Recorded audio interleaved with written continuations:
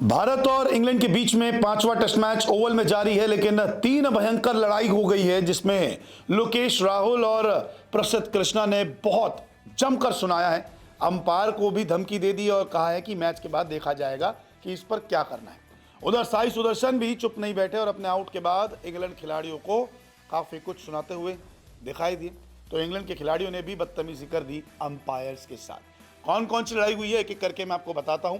सबसे पहले बात करें तो जो रूट जब बैटिंग कर रहे थे, प्रसिद्ध कृष्णा गेंदबाजी कर रहे थे, दोनों के बीच में थोड़ी बहुत बातचीत हुई जिसके बाद अंपायर को बीच में आना पड़ा। दरअसल रूट और कृष्णा के बीच तू में हुई। मामले को गंभीर देख अंपायर धर्मसेना भी वहां पे बीच में आए। लोकेश राहुल को अंपायर का बर्ताव सही नहीं लगा तो लोकेश राहुल कहते हैं कि क्या आप चाहते हैं कि हम चुप रहें, क्या आप चाहते हैं कि कोई गेंदबाज आए और आपसे इस तरह की बात करे, ये धर्मसेना कहते हैं उनसे। फिर राहुल को और गुस्सा आता है। राहुल कहते हैं कि आप हमसे क्या चाहते हैं, सिर्फ बैटिंग और बॉलिंग करें और घर जाएं। राहुल ने ये कह दिया। उसके बाद उन्होंने कहा कि हम मैच के अंत पर इस पर चर्चा करेंगे, आप इस तरह की बात नहीं कर सकते हैं, कहना है लोकेश राहुल का। तो बड़ी तस्वीरें वायरल हो चुकी है धर्मसेना और लोकेश राहुल की, जिस तरीके से दोनों एक दूसरे से बात कर रहे हैं कि आप चाहते क्या हैं कि हम चुप रहें, सिर्फ बैटिंग बॉलिंग करें और घर चले जाए, हम सामने वाले को जवाब नहीं दे। जब वो बदतमीजी पे उतरते हैं तब आप कुछ नहीं कहते। हमने अगर चार बातें क्या सुना दी, आप हमें सुनाने लगते हैं। तो मैच के बाद देखते हैं इस पर क्या किया जाता है। हो सकता है कि थोड़ा बहुत फाइन भी लोकेश राहुल पर लग जाए, लेकिन यहाँ पर लोकेश राहुल ने अपना पक्ष रख दिया। दूसरी लड़ाई हुई साई सुदर्शन और बेन डकेट के बीच में। जब ये आउट हो गए थे, डीआरएस लिया, तो साई सुदर्शन को कुछ बोलते हुए नजर आए बेन डकेट, तस्वीरें आपके सामने हैं। और एलबीडब्ल्यू के आउट होते उन्होंने रिव्यू लिया।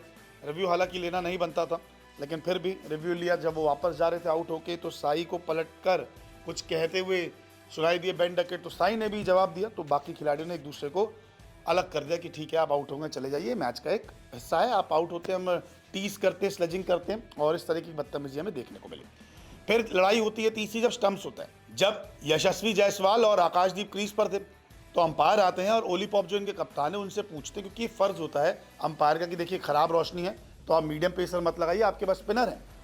तो ओली पॉप कहते नहीं, हमारे पास कोई स्पिनर नहीं है, हमारे पास कोई ऐसा गेंदबाज नहीं जो इस लाइट में गेंदबाजी कर पाए। फिर कहते नहीं, मैं तो मजाक कर रहा हूँ, लेकिन आप जाइए, अंपायर को कहते हैं ओली पॉप, आप जाइए और लाइट मीटर से चेक कीजिए कि लाइट सही है नहीं है। तब तक जायसवाल जा ही रहे थे ड्रेसिंग रूम की तरफ। अंपायर आते हैं, लाइट मीटर पे चेक करते हैं और देखते हैं कि नहीं, यहाँ पे लाइट इतनी अच्छी नहीं है, आप भी स्पिन लगाने को तैयार नहीं है, तो हम लोग इसको स्टंप्स करार देते हैं।